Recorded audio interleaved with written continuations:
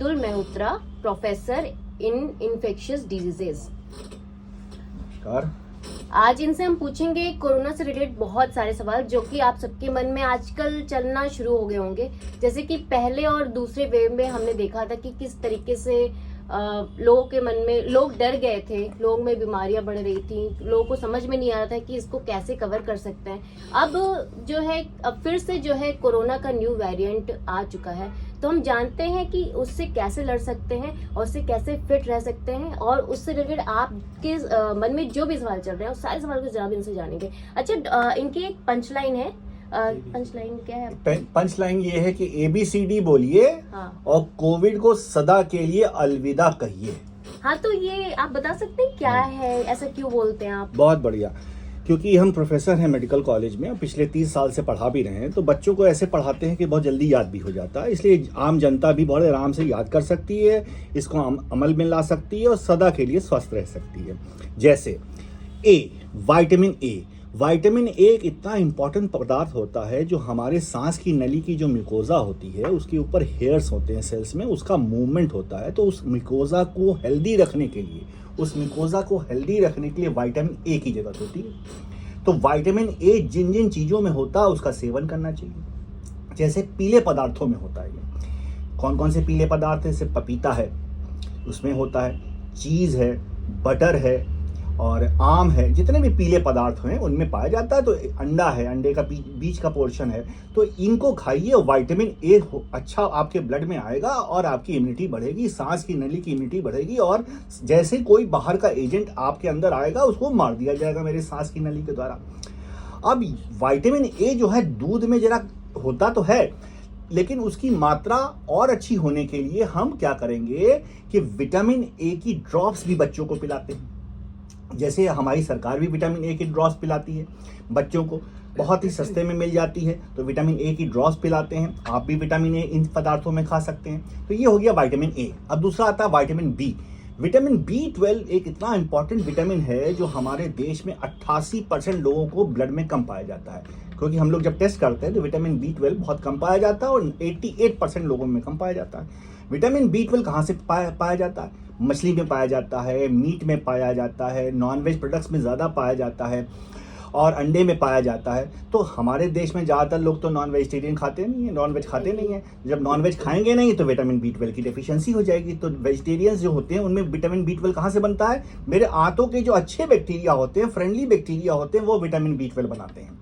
जैसे फिजोबैक्टीरियम है, बिफिडोबैक्टीरियम है, इकोलाई है, एंट्रोकोकस है, ये सब बनाते हैं विटामिन B12। और विटामिन के भी बनाते हैं। कुछ फंगस भी मेरे हाथों में रहते हैं, फ्रेंडली फंगस, वो बनाते हैं, जैसे सेक्नोमाइसिटीज सर्विसी बनाता है। तो विटामिन B12 जब बनता है तो हमारे रेड ब्लड सेल्स को मोटा कर देता है, तगड़ा कर देता है, और RBC जो है बाहर जब विटामिन B12 प्राप्त करते हैं तो तंदुरुस्त हो जाते हैं, उनकी ऑक्सीजन कैरिंग कैपेसिटी अच्छी हो जाती है और वो विभिन्न ऑर्गन्स को अच्छी ऑक्सीजन सप्लाई करते हैं।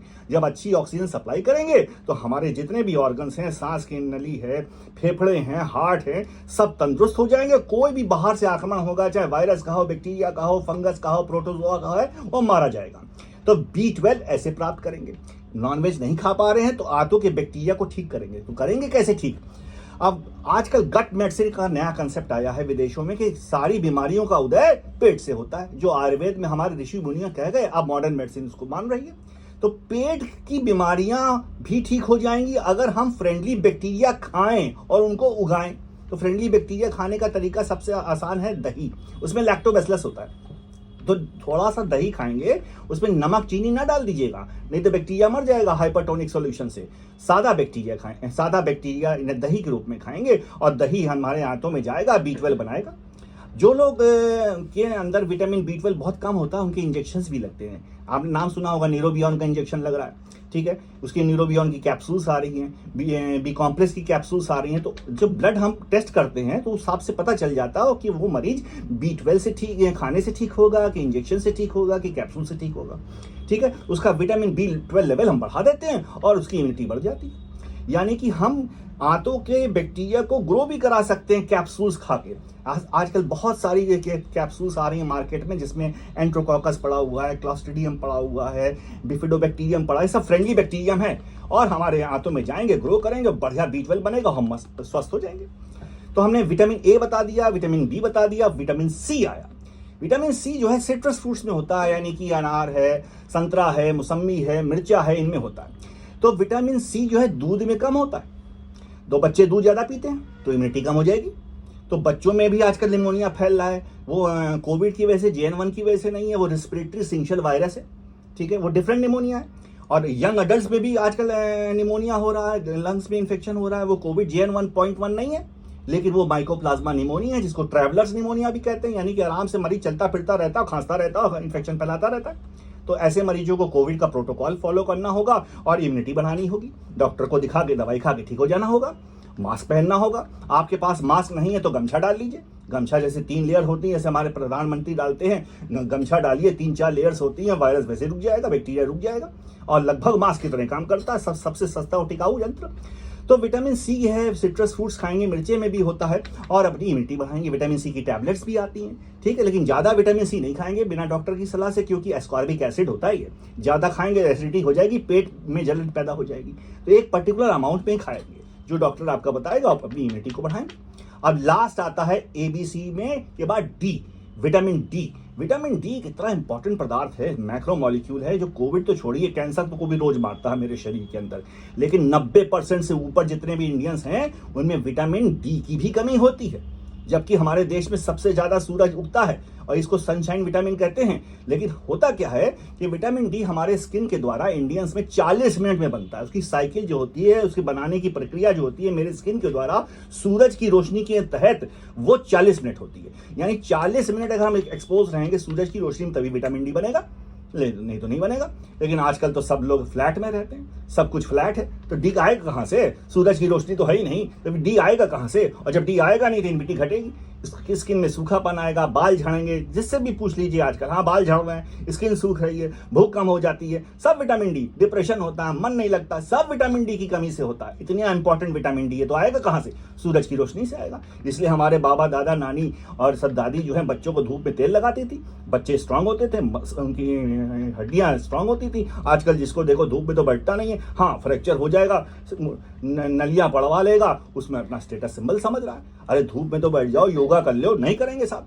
अरे भाई हमारे देश की चीज है, योगा करेंगे, एक्सरसाइज करेंगे, जो एक्सरसाइज करने से हमारे इन्फ्लेमेटरी प्रोटीन, सूजन की प्रोटीन्स बनती है, वो मर जाती है। यानी योगा करने से CRP मर जाता है। तो आपने देखा होगा CRP टेस्ट कराते हैं, जब हम योगा करेंगे तो CRP टेस्ट निगेटिव आएगा, इम्यूनिटी बढ़ जाएगी। तो धूप में बैठिए, योगा करिए, विटामिन डी प्राप्त करिए और ऐसी इम्यूनिटी गेन करिए, ABCD। और इम्यूनिटी कोविड क्या, इन्फेक्शन क्या, कैंसर क्या, सबसे आपको मुक्त रखेगी और सब कुछ इम्यूनिटी है। ABCD करिए, बोलिए और कोविड को सदा के लिए अलविदा कहिए। मुझे लगता है कि इतना अच्छा एक्सप्लेन किया डॉक्टर मृदुल मेहरोत्रा ने, तो अब आपको समझ में आ गया होगा कि ABCD कहिए और कोरोना को हमेशा के लिए कहिए बाय बाय। तो अब मेरा जो दूसरा क्वेश्चन है आपसे कि ये जो कोरोना का वेरिएंट है, इसमें म्यूटेशन क्यों होता है? बहुत बढ़िया सवाल। इसमें RNA वायरस है। वायरस 2 प्रकार के होते हैं, या तो RNA होगा उसके अंदर या DNA होगा। जितने भी RNA वायरस हैं वो म्यूटेट करते हैं। हर 6 महीने बाद, 1 साल बाद वो इतने कमजोर वायरस होते हैं, फ्रेजाइल वायरस होते हैं, रुई जैसे होते हैं। वो जब एक दूसरे से फैलते हैं, पॉपुलेशन ज़्यादा होती है, तो फ्रिक्शन की वजह से, एक ट्रांसमिसिबिलिटी की वजह से, ज़्यादा ट्रेवल की वजह से ये टूटते रहते हैं और जितना इनको तंग किया जाएगा उतना टूट जाते हैं। यानी कि आप ज़्यादा ट्रैवल कर रहे हैं, भीड़ भाड़ में कर रहे हैं, रह रहे हैं, खांस रहे हैं, छींक रहे हैं, क्योंकि जब हम खांसते छींकते हैं तो आपको पता होना चाहिए जो मेरे खांस और खांसने और छींकने की जो पार्टिकल होते हैं उसकी जो वेलोसिटी होती है 500 किलोमीटर पर आवर होती है। यानी हम अगर खांस रहे हैं, उसमें कोई ड्रॉपलेट निकल रहा है, उस पर मान लीजिए हम बैठ जाएं तो 1 घंटे में लखनऊ दिल्ली पहुंच जाएंगे, इतनी तेज ट्रांसमिसिबिलिटी होती है। इसलिए जो ये JN1.1 वायरस है, नया वेरिएंट, ये बहुत हाईली ट्रांसमिसिबल है, बहुत तेज फैलता है। यानी अगल बगल के लोगों को भी इन्फेक्ट कर देगा, बच्चों को भी इन्फेक्ट कर देगा, बुढ़ों को भी इन्फेक्ट कर देगा, ठीक है। तो इस तरह से ट्रांसमिसिबिलिटी होती है, एंटीजेनिक शिफ्ट होता है, एंटीजेनिक ड्रिफ्ट होता है। तो एंटीजेनिक शिफ्ट और ड्रिफ्ट की वजह से इसमें म्यूटेशन होते हैं। मान लीजिए आप एक घर से दूसरे घर जब जाते हैं तो उसको शिफ्ट करते हैं, आप शिफ्टिंग कर रहे हैं तो ज्यादा चेंज होता है वायरस, तो उसको एंटीजेनिक शिफ्ट कहते हैं। जब वो खिसकता है जरा जरा सा तो इसको एंटीजेनिक ड्रिफ्ट कहते हैं। तो एंटीजेनिक ड्रिफ्ट की वजह से ये म्यूटेट करता है और हर 6 महीने पे नया रूप धारण करता है।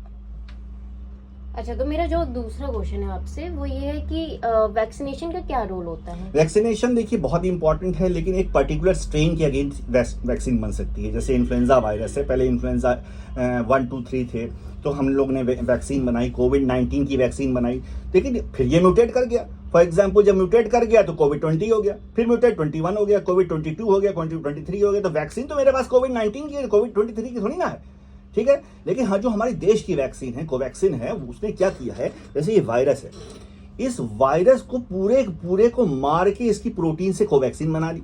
यानी जो भी म्यूटेट करेगा वायरस, उसमें मूल शरीर का कोई ना कोई तो हिस्सा होगा।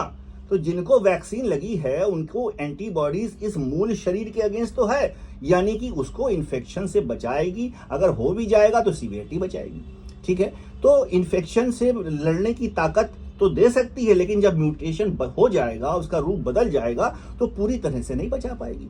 तो हमें यही करना होगा कि जब कोविड-19 की वैक्सीन बनी है, अगर कोविड-23 फैलता है तो कोविड-23 की भी बनानी होगी। जैसे इन्फ्लुएंजा 1, 2, 3 है, पेंटावेलेंट वैक्सीन आजकल चल रही है, 5 स्ट्रेन की वैक्सीन इन्फ्लुएंजा में देते हैं, जिसको फ्लू कहते हैं। वैसे कोविड में भी करना पड़ेगा। तो ये एक नया कंसेप्ट आ सकता है कि आगे चल के हम पॉलीवेलेंट कोविड वैक्सीन बनाएं और फिर सारे स्ट्रेन से ओमिक्रॉन हो, डेल्टा हो, JN1 हो, सब उसमें कवर्ड होंगे, तो फिर और इम्यूनिटी अच्छी होगी और हम सदा के लिए स्वस्थ रहेंगे।